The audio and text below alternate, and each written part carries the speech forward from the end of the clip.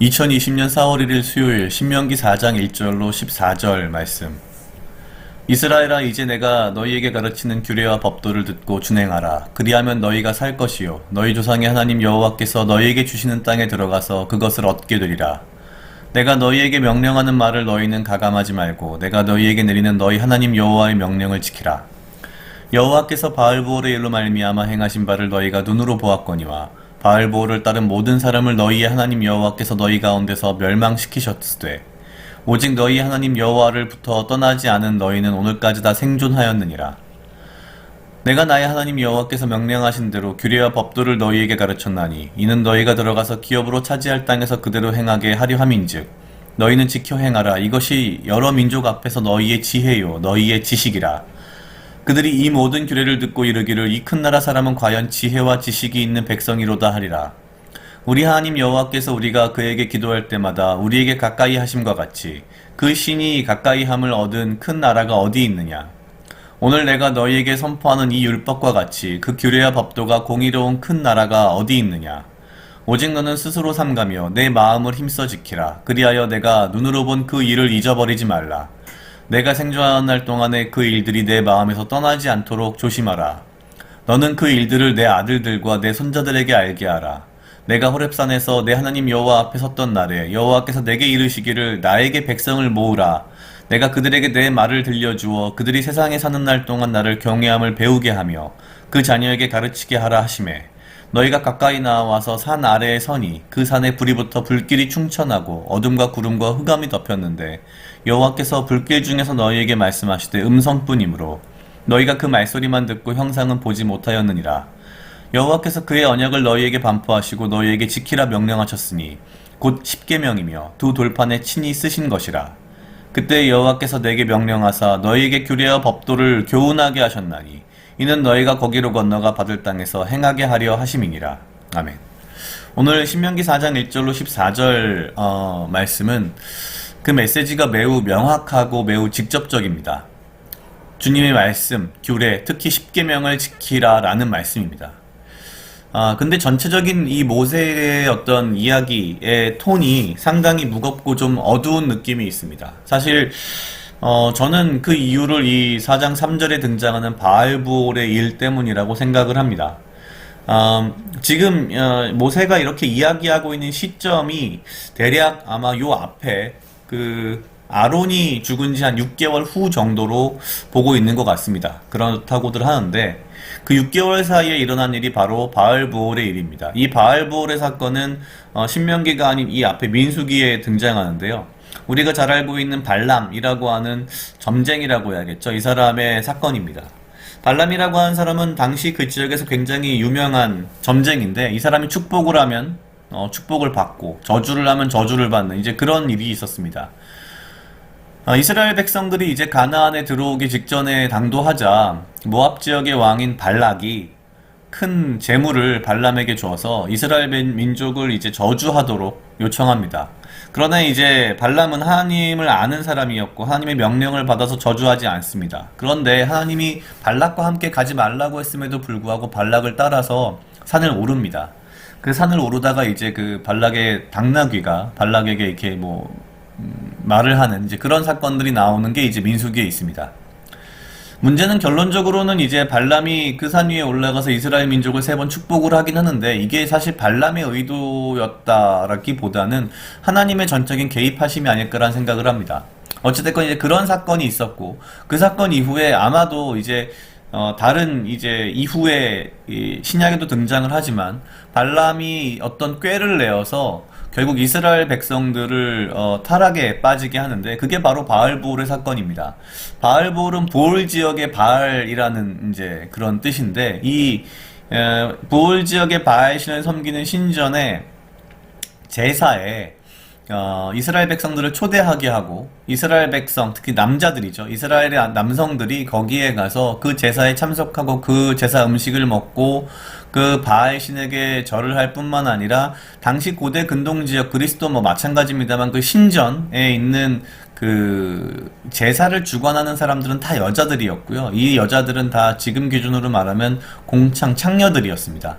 그리고 이 제사의 핵심은 바알 신을 깨워야 된다. 잠자는 바알 신을 깨우는 게 중요하다라고 해서 바알 신을 깨우기 위한 굉장히 뭔가 이 자극적이고 격정적인 무언가가 필요하다고 해서 그들이 그 신전 안에서 그 신전의 그 여자들이 과 함께 그쵸 이렇게 음행을 하는 이제 그게 당시 이 바알볼의 제사였던 거죠. 이제 거기에 이스라엘 남자들이 다 들어간 겁니다. 하나님이 굉장히 노하셨고 이 일로 인하여서 모세에게 각 이 지파의 수령들의 목을 베라부터 시작을 해서 거기에 참여한 모든 사람들을 죽이라고 하십니다. 뿐만 아니라 이 사건의 정점은 언제였냐면은 한 지파의 그 굉장히 높은 지파장급의 사람이 미디안의 공주 여자를 데리고 대낮에 벌건 대낮에 자기 장막에 들어가서 그 여자와 음행을 하는 사건을 또 저지릅니다. 그 순간에 아론의 손자가 가가지고 창으로 그들을 한 번에 찔러 죽이는 그럼으로써 하나님의 어떤 진노가 멈추는 사건이 바알보올의 사건이고요. 이 일 사이에 하나님의 진노하심으로 인해서 역병이 돌아서 이스라엘 민족이 24,000명인가 하여튼 뭐 엄청난 숫자가 죽습니다. 사실 근데 저는 오늘 이 말씀의 뭐 핵심 메시지인 여호와의 계명을 지키라 보다 어떻게 이스라엘 백성들이 38년의 광야의 훈련 이후에 우리가 앞에서 1장 후반부터 2장 3장을 거쳐서 본 과정은 사실 이스라엘 백성이 38년의 훈련을 받고 이제 막 다시 가나안에 들어가기 직전의 상황인데 이 상황에서 어떻게 이런 짓들을 할 수 있을까라는 생각을 좀 했습니다. 그런데 가만 생각을 해보면 뭐 모든 사람이 그렇지만 굉장히 중요한 일을 앞에 두고서는 대부분의 사람들이 굉장히 긴장을 하고요. 뭐 저도 그렇습니다만 긴장도 하고 또 그 긴장과 함께 어떤 기대감 때문에 굉장히 흥분을 한 상태가 유지가 됩니다. 우리가 보통 이제 그런 상황을 스트레스라고 이야기를 하는데 제 자신을 봐도 그렇고 대부분의 사람들이 아마 그런 것 같습니다. 우리가 스트레스를 받는 상황, 긴장된 상황, 뭔가 이렇게 막 혹은 마음이 공허한 상황에 들어가게 되면 나도 모르게 뭔가 자극적인 것을 찾는 거죠. 먹을 걸 찾든 잠을 자든 뭔가 아주 자극적인 것들을 찾는. 어쩌면 이스라엘 백성이 이 상황이 아마 그런 상황이 아니었나 싶습니다. 38년의 훈련을 겪었고 자기들이 이제 곧 가나안에 기대하던 그 가나안에 들어가는데 굉장히 긴장되고 뭔가 굉장히 흥분되고 스트레스 받는 그런 상황이었겠죠.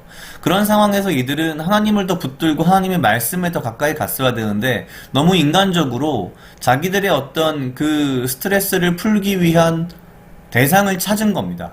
이 바알볼의 신전에서.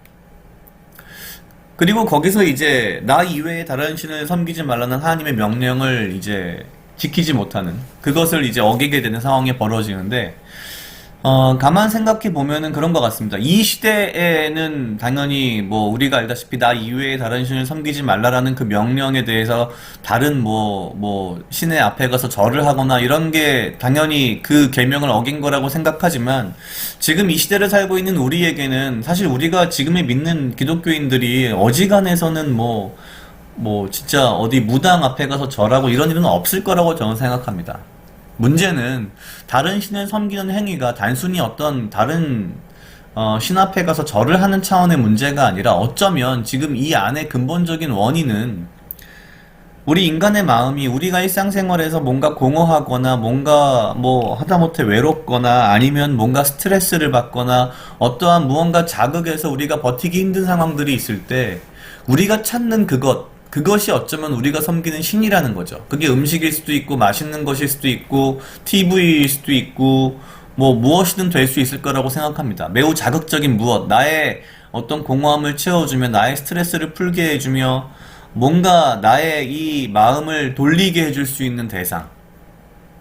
거기부터 우리가 하나님 이외에 다른 신을 섬기는 그 일이 시작되는 건 아닌가라는 생각을 했습니다. 그래서 오늘 말씀을 좀 묵상하면서 제 자신에 대해서도 굉장히 많은 반성을 했고요. 나는 내가 어려울 때, 뭔가 내가 힘들 때에, 뭔가 내가 공허함이 있든 내가 뭔가 스트레스를 받든 그럴 때 내가 얼마나 하나님의 말씀을 붙들고 내가 얼마나 기도를 했으면 내가 얼마나 찬양을 했는가에 대한 조금 반성을 많이 했습니다. 각자 약 2분 정도 묵상하시겠습니다.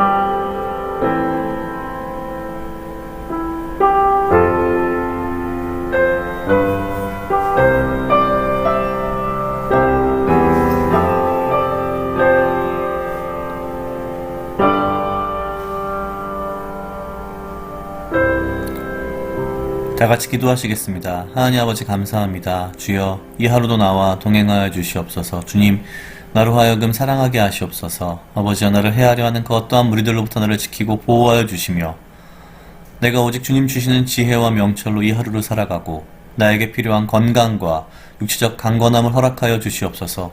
아버지여 내가 주님 이외에 다른 신을 섬기지 않는다고 하면서도 내가 내 마음이 공허하고 스트레스를 받고 어려울 때마다 하나님의 말씀과 찬양과 기도가 아닌 그 다른 세상의 어떤 것을 찾았던 나를 반성하며 아버지 오직 내가 다시는 바알 부올의 삶을 살지 않도록 주여 인도하여 주시옵소서. 감사합니다. 이 모든 말씀 예수님 이름으로 기도드렸습니다. 아멘.